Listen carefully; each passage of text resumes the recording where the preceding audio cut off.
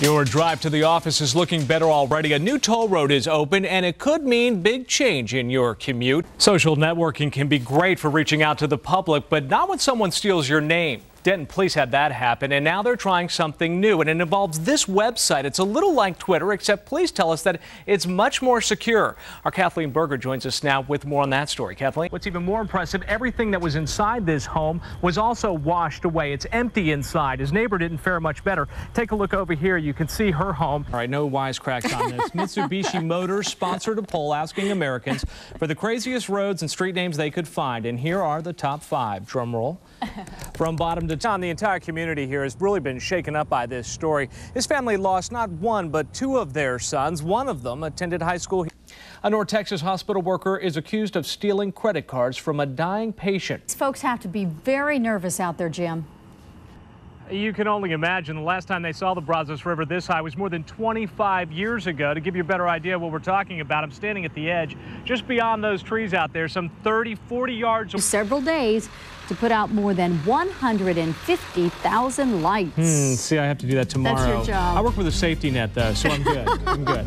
Thanks to several generous donations, Dallas police officer Alex Garcia will be coming home. City of Arlington is gearing up for another busy day at the new Cowboy Stadium. Tomorrow, the new venue will host another soccer event.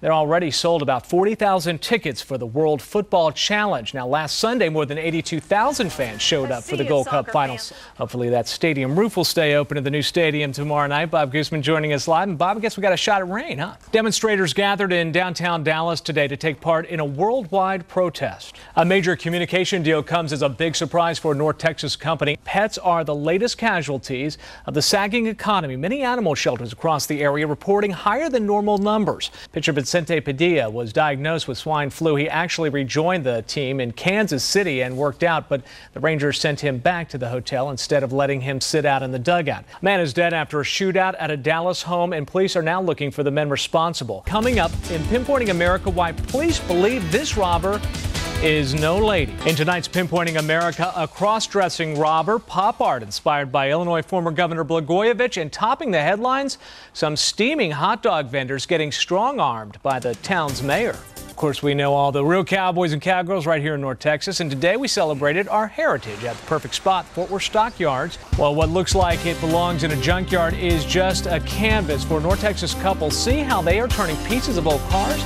into works of art.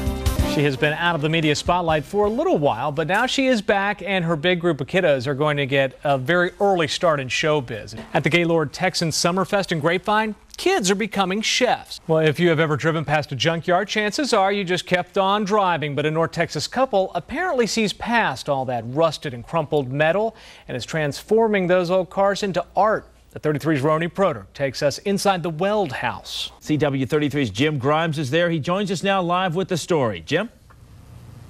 Well, Tom, Terry, as you can imagine, it's an emotional scene out here. We're about 200 yards away from the home where all of this took place. But even at this hour, there are still about a dozen deputies down there being aided by the Texas Rangers as they continue to comb that area, trying to piece together exactly how all of this went down. Henderson County deputies are still in shock. 2 of their deputies were killed and a 3rd injured after a shootout at this quiet rural home. This all started with a call of domestic violence in progress. Deputies say the man confronted them with a handgun, then went back inside and returned with an assault weapon. Neighbor Gerald Nicholson saw it all. He acted like he was fixing to give up, and then next thing I know, shots were fired, and I seen one officer fall to the ground. And I mean, it wasn't a very good sight, you know. And after that officer had fallen, gunfire started going. I heard another officer say, "I've been hit." And then all of a sudden I heard another officer hollering, "He's been shot, got another officer down." And then it sounded like World War III, you know, you see on the news in Iraq, just bam, bam, bam, bam, bam, bam, bam. The gunman was injured and taken to the hospital, but not before 2 deputies lay dead outside his home. Deputies say they could do little against the man's rifle. One of them was uniformed, and he was wearing his bulletproof vest, which is no good against a high-powered rifle. I don't know about the second officer. The investigator was plain clothes, and I don't know whether he had a a vest on or not. If he survives, the suspect, Randall Mays, faces a list of charges. His neighbor says even that's too good for him. I feel sorry for the families. I pray for them. I hate to say it, but I wish they'd have been able to kill him. I mean, that's an unchristian thing to be. I'm a Christian man, but, you know, some people just don't deserve to be on the face of this earth. Neighbors say Randall Mays had a real interest in weapons. In fact, he's been known to shoot them off at all hours of the day and night. They've called police on him numerous times. No idea what set him off today. He remains in the hospital. Again, we have no update on his condition. As for that third officer, we understand he was shot in the leg. He's expected to survive. The other two officers who were killed out here today, their names have not been released, but both of them were veterans. They have been with the department for close to 10 years. Reporting live in Henderson County, I'm Jim Grimes, CW33 News at 9. Hurricane Rita passed over the town of Orange, Texas, and the damage here is widespread. There's also another crisis here tonight. There's no food or water. The good news is, as we speak, those supplies are being delivered. We're standing in the parking lot of a grocery store. You can see these are crates filled with water. They've also received some MREs. These are meals ready to eat, and there are more boxes like this on the other side of the parking lot. All of these are going to be handed out to the people in this region as early as tomorrow morning. And for a lot of folks, these supplies, well, they couldn't have come any sooner. One day after Rita ripped through southeast Texas, the massive cleanup and recovery is slowly underway. First of all, you don't have electricity. Cell phones aren't working. Communication is a problem. Water and sewer is a problem. Not far from the Louisiana border, Bridge City is weeks away from being able to let residents back in. Many of them work at gas and oil refineries that are struggling to get back online. If we start letting people in, it's hard to control who gets in, and then that's more people that we have to be concerned about. One of the biggest problems is just getting around. Take a look at this street. It's covered with downed trees, branches, and power lines. It's just a mess, and this is just like every other street in this neighborhood.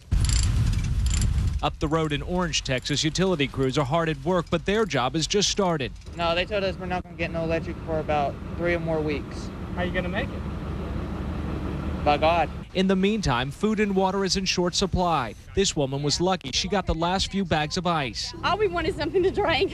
If we could just get ice, and that's good. This is enough. The good news is that supplies are on the way. The ones that stay behind will definitely be able to get some food, water, and ice. John Manderscheid works with a nonprofit group who've organized a supply station. They plan on opening, but not until tomorrow. I think y'all could use them. We shared our supplies with a family who walked some 2 miles just to get a few jugs of water. Their story is like countless of others here. Thank y'all. God bless. And with so much uncertainty for so many, the only thing that is for sure, the road to recovery will be a long one. Also today, Governor Rick Perry, he toured this area by chopper. He says he was shocked at what he saw. He's also promising that more help is on the way.